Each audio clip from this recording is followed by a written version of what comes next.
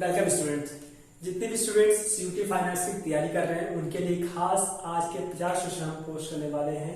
इनमें क्या खास बात है, 50 क्वेश्चन जो होंगे आपके फाइनेंस से होंगे, फाइनेंस से जो इम्पोर्टेंट हैं आपके सिलेबस से हैं।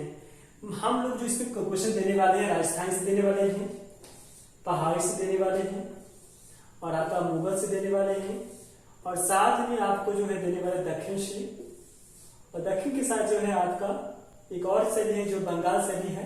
ये इनमें से हम आपके सामने 50 क्वेश्चन हम पोस्ट करने वाले हैं और ये क्वेश्चन ऐसे हैं जो आपके एग्जाम यूनिवर्सिटी के लिए बहुत खास है।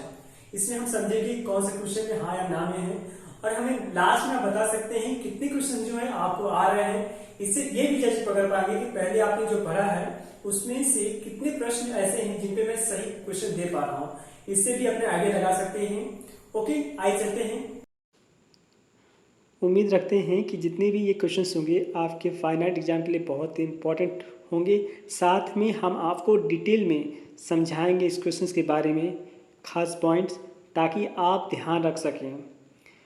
और ये यस नो में जो भी सही क्यों हैं गलत क्यों हैं इनके बारे में भी आप जानकारी रखने वाले हैं। तो आज का यह वीडियो आप लोग के लिए सबसे अनोखा होने वाला है। शुरू करते हैं।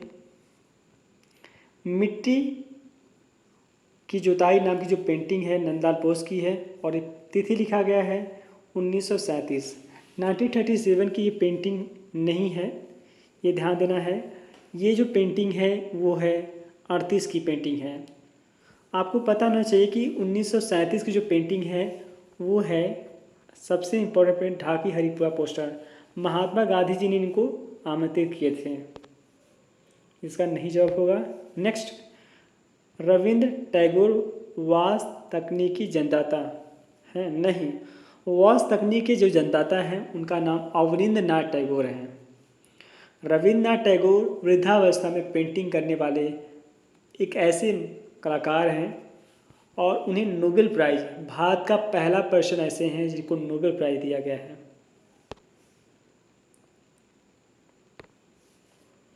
भारत की सबसे पहली महिला चित्रकार अमृता शेरगिल है। हाँ बिल्कुल है। इनका जन्म हंगरी में हुआ था और ये अल्प आयु में इनका देहांत हो गया था।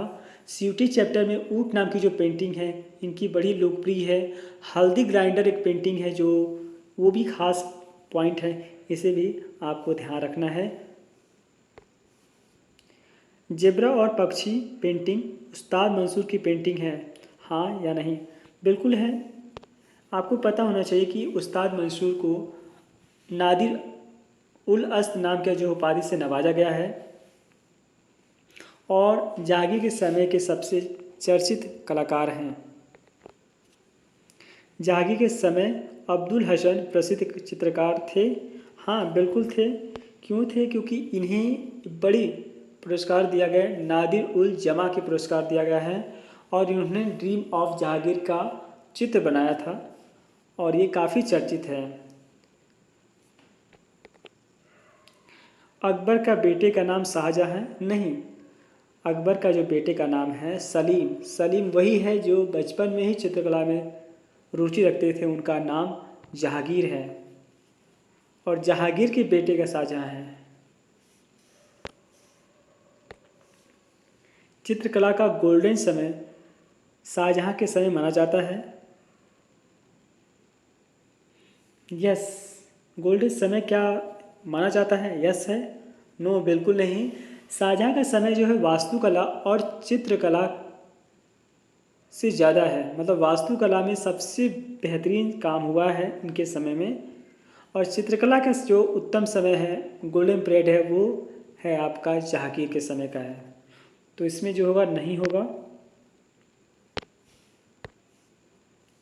दारा शिकोह संतों के साथ बगीचे में 1635 की पेंटिंग है। हाँ बिल्कुल है। क्यों? यही कई ऐसी पेंटिंग थे जो दारा शिकोह के व्यक्तित्व को अमर करती है। दारा शिकोह ने अपनी पत्नी के लिए जो है एल्बम बनवाया था, चित्रों का एल्बम। इनकी पेंटिंग भी देखने को मिलती है जो खास है, दारा शिकोह का बारात। तूती नामा तोता और लड़की का चित्र है। हाँ बिल्कुल है, ये आपको पता होना चाहिए। ये अकबर के समय का बना चित्र है, जो खास चित्र है। 1922 की पेंटिंग कृष्ण और आवास चित्रण है। हाँ बिल्कुल, सिटी इन द नाइट, जो कृष्ण के आवास का चित्रण किया है गगनेन्द्र नाथ टैगोर है। गगनेन्द्र नाथ के छोटे भाई का नाम है अवनींद्र नाथ टैगोर है। वह वास्तु तकनीक के जन्मदाता हैं।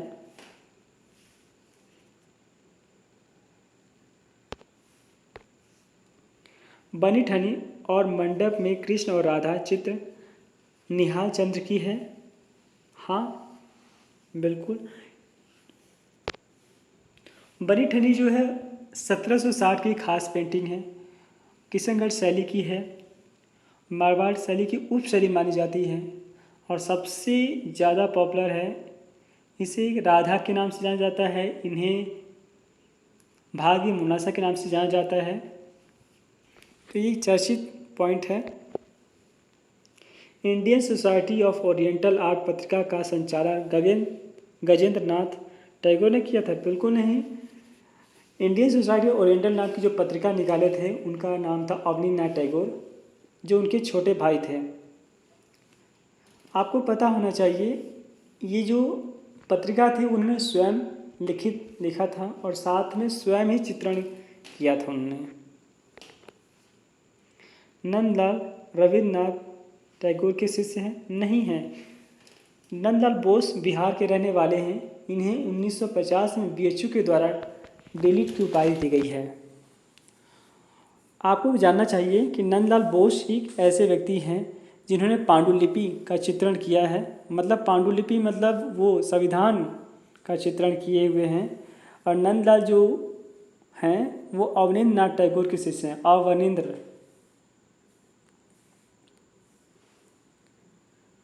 भारत के लोक कलाकार के रूप में यामिनी राय प्रसिद्ध हैं। बिल्कुल, लोक कलाकार क्योंकि यही एक ऐसे कलाकार हैं जो गांव के लोगों से, उन जो वहाँ के लोक कलाकार हैं उनसे वहाँ पर रहकर उनसे कला सीखे हुए हैं और काफ़ी चर्चित हैं। महात्मा गांधी ने जिन्हें इनको राष्ट्रवादी कलाकार कहा था। 1946 की ऊँट की पेंटिंग नहीं है। हाँ, क्योंकि नहीं है इसलिए क्योंकि ये 1941 की ऊँट की पेंटिंग है जो अमृता शेरगिल जी की है। कवि प्रिया जयदेव की रचना है? नहीं, कवि प्रिया जयदेव की रचना नहीं है। कवि प्रिया जो है केशव दास जी की है।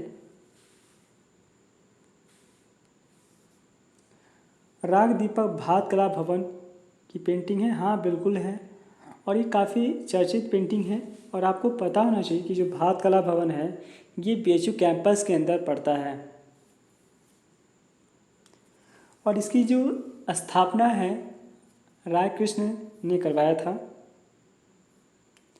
मैडोना और बच्चा अकबर के समय का चित्र है? हाँ बिल्कुल, मैडोना और बच्चा जो है एक ऐसा चित्रण है जिसमें भारतीय शैली और विदेशी शैली का तकनीक का प्रयोग किया गया है। ये पहली ऐसी पेंटिंग है जो Raphael, Michelangelo, Leonardo Vinci के समय की, जिस समय का दौर चला था उस समय प्रभावित होकर इस चित्र का निर्मित कराया गया था। अकबर का जो समय है वो चित्रकला का शुरुआत माना जाता है। भारत के पहले राष्ट्रवादी स्कूल विश्व भारती? हाँ बिल्कुल है। आपको पता नहीं विश्व भारती की जो स्थापना है वो हुई थी 1919 में हुई थी और शुरुआत में शांति निकेतन, वर्तमान में विश्व भारती के नाम जाना जाता है। रानी तोला का भजन शिखा का पेंटिंग? ये कोई पेंटिंग नहीं है। राग हिंदोला का पश्चिम शिखा एक ऐसी पेंटिंग है जिसमें वाद्य यंत्र और उसमें हाथी का चित्रण मिलता है, लेकिन ये पेंटिंग नहीं है, ये ध्यान दीजिएगा। नादिर उल जमा उस्ताद मंसूर को दिया गया था? बिल्कुल नहीं, मैंने आपको बताया कि ये अबुल हसन को दिया गया है। कंपनी चित्रकला यूरोप और भारतीय शैली का मिश्रण? बिल्कुल, यही एक ऐसी शैली थी जिन्होंने ब्रिटिश इंडिया कंपनी ने 18वीं शताब्दी में जो है इस शैली का स्थापित किया था, जिसमें कमीशन पर काम करवाया जाता था।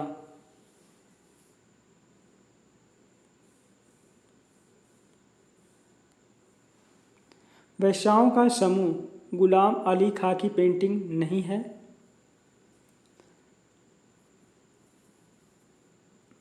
ये ध्यान देना है कि वेश्याओं का जो समूह है गुलाम अली खां की पेंटिंग नहीं है। नहीं, ये है तो इसमें नहीं लगाएंगे। राम का धनुष तोड़ना राजा रवि वर्मा की पेंटिंग है। हाँ बिल्कुल है।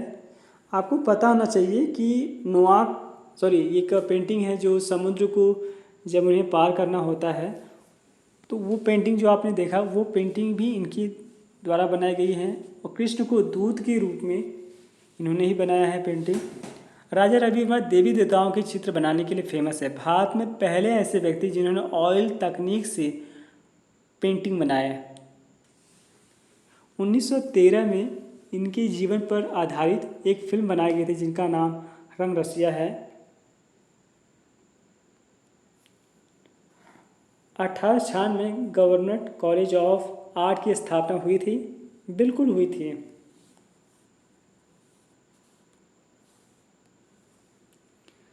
बंगाल कला आंदोलन में ईवी हेवेल ने अविनाश टैगोर की सहायता किया था। थोड़े शब्दों में अप डाउन है कला का, तो ये ध्यान रखना ईवी हेवेल ने अविनाश टैगोर की सहयोग दिया था, साथ दिया था, और वो अंग्रेज के थे, फिर भी जो है इन्होंने यहाँ की कला संस्कृति को बढ़ाने का में विशेष योगदान दिए हैं।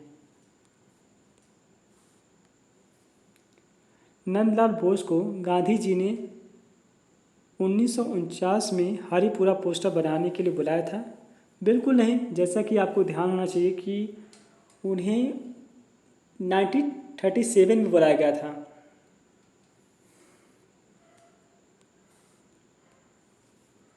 क्या नंदलाल बोस पेंटिंग एक महिला दूध बहती हुई है? हाँ बिल्कुल है। एक संगीतकार ढोलक बजाता भी उनकी पेंटिंग है।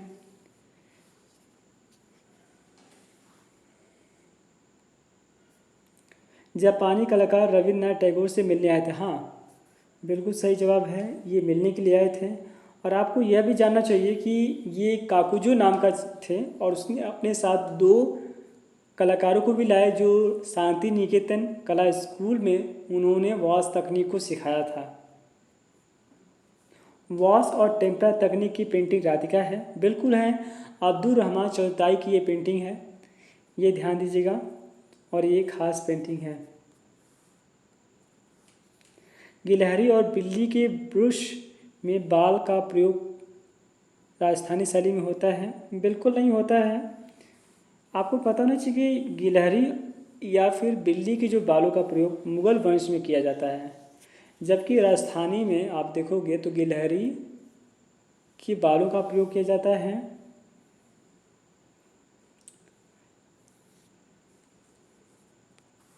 आगे बढ़ते हैं। मुगल वंश का हर ताल में पीला रंग, अच्छा हर ताल है ये, से पीला रंग बनाया जाता है। हाँ बिल्कुल बनाया जाता है। यहाँ पर हर की जगह हर है, ताल से बनाया जाता है। बिल्कुल। राजस्थानी शैली और पहाड़ी शैली का समय 16 से 18वीं शताब्दी है? नहीं है।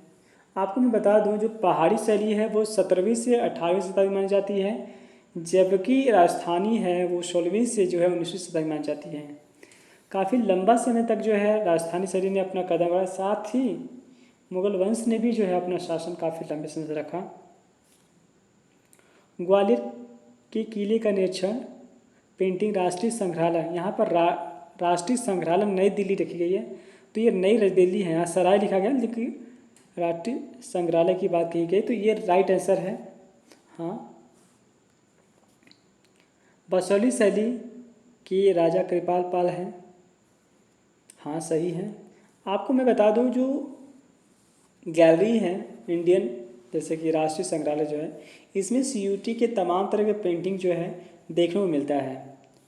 आप लोग अपनी एक लिस्ट तैयार कर सकते हैं जिसके अंतर्गत जितनी भी राष्ट्रीय संग्रहालय में पेंटिंग रखी गई है, फॉर्म रखी गई है, उनकी ABC करके जो है लिस्ट बना सकते हैं और ध्यान दे सकते हैं।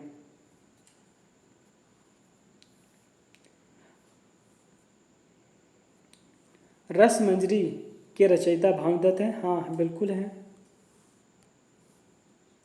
मानक नैनसुख के भाई हैं, बिल्कुल हैं। आपको पता होना चाहिए कि गुलेर शैली के जो वहाँ की जो परिवारों का जो चित्रण है वो मानक ने किया था। मानक को मनकू के नाम से भी जाना जाता है और इनके जो पिताजी हैं उनका नाम पंडित शिव जी हैं। इन्हीं की योगदान से पहाड़ी शैली पनकी है ऐसा कहा जाता है। नैनसुख और मानक दोनों ने और उनके पिताजी मिलकर जो है गुलेर शैली को स्थापित किया था। आपको पता होना चाहिए कि मनकू जो है काफ़ी प्रसिद्ध जो है चित्रकार हैं। गोपियों को गले लगाए हुए नैनसुख की पेंटिंग है। गोपियों को जो गले लगाए जो पेंटिंग है वो नैनसुख की पेंटिंग है, बिल्कुल है। नौरस संगीत नामा इब्राहिम द्विती का है, बिल्कुल ये भी है। आपको पता है इब्राहिम द्विती ने उजुम अल नाम की एक पुस्तक चित्रण किया है जो समृद्धि का सिंहासन इसी में आता है। इसमें 876 चित्र हैं और उसमें नक्षत्र और चीज़ें उसमें जो है अंकित की गई हैं। तो ये भी खास पॉइंट है जिसको ध्यान रखना है। योगिनी पेंटिंग चित्रकार मैना की है। ध्यान दीजिएगा ये मैना की पेंटिंग नहीं है और इसमें का कलाकार अज्ञात है। अज्ञात का तात्पर्य यह हुआ कि उसमें चित्रकार के बारे में कोई पता नहीं है। और मैना जो है ना उसके हाथ में ली हुई पक्षी का नाम है। 8 फीट की लटकन पट कला बीजापुर में देखने को मिलता है, बिल्कुल नहीं देखने को मिलता है। आपको मैं बताना चाहूँगा 8 फीट का जो लटकन जो पट चित्रकला है वो गोलकुंडा में है। गोलकुंडा के बारे में ये जान लीजिए कि यहाँ पर व्यापार होता था, वहाँ पर हीरा पाया गया था जिसकी वजह से वहाँ समृद्धि ज़्यादा देखने को मिलती है। यहाँ पर चित्रों में प्रचुर मात्रा में जो है सोने चांदी के रंगों का प्रयोग किया गया है और एक गोलकुंडा की लटकन हैं। पोलो खेलते हुए बीजापुर की रानी है, बिल्कुल नहीं है। संसार चंद्र वास्ता किशनगढ़ शैली से है, बिल्कुल नहीं है। संसार जो चंद्र है वो है ध्यान दें कांगड़ा शैली के संस्थापक हैं। 1996 में अनंत कुमार स्वामी ने राजस्थानी शादी को राजपूत शैली कहा, मतलब यहाँ शैली है, शैली को राजपूत शैली कहा। तो ये राइट आंसर है, ये राइट आंसर है, बिल्कुल नहीं राइट आंसर दोस्तों। ये जो है ध्यान देना है कि ये है 1916 में है। 1916 में जो है आनंद कुमार स्वामी ने राजस्थानी शैली को जो है राजपूत शैली कहा था। तो ये गलत होगा, हाँ नहीं है ये। बिहारी सतसई का चित्रण बसोई शैली में हुआ है, नहीं। बिहारी शैली सतसई का जो चित्रण है अधिकतर मेवाड़ शैली में ज़्यादातर हुआ है, ये आप ध्यान रख सकते हैं। गोवर्धन पर्वत है कलाकार जयपुर शैली का, बिल्कुल नहीं, जयपुर शैली का नहीं है। पिछवाई कला पेंटिंग के लिए फेमस नहीं, पिछवाई जो कला है वो पट चित्र बनाने के लिए फेमस है। वहाँ पर श्री कृष्ण संबंधित चित्र बनाए जाते थे। उदयपुर भी है जो वो भी जो है पट कला के लिए फेमस है। तो इन्हें ध्यान रखिएगा, ये एग्जाम के मेन इंपॉर्टेंट पार्ट्स हैं। मारू रागनी आधुनिक कला संग्रह में रखी गई, बिल्कुल नहीं। मारू रागनी जो है वो रखी राष्ट्रीय संग्रह में रखी है और यह भी खास पेंटिंग है। हमजानामा में 1500 से ज़्यादा चित्र हैं, बिल्कुल नहीं। हमजानामा आपको पता होना चाहिए कि हुमायूं के समय में शुरू हुआ था और जाके जो कंप्लीट हुआ था वो अकबर के समय में। तिथि भी मेंशन किया गया है 1567 से लेकर 1582 तक, मतलब करीब 15 वर्ष लग गए इस चित्र को, पुस्तक को निर्मित करने, चित्र लगाने में, तो समय लगा इसमें। पुनर्जागरण के पिता रविन्द्रनाथ टैगोर जी कहा जाता है, बिल्कुल नहीं। पुनर्जागरण के जो पिता है वो है यामी राय कहते हैं। ये ध्यान दीजिएगा। उम्मीद करते हैं कि जितने भी 50 क्वेश्चन हैं वो आपके काफ़ी हेल्पफुल रहेंगे।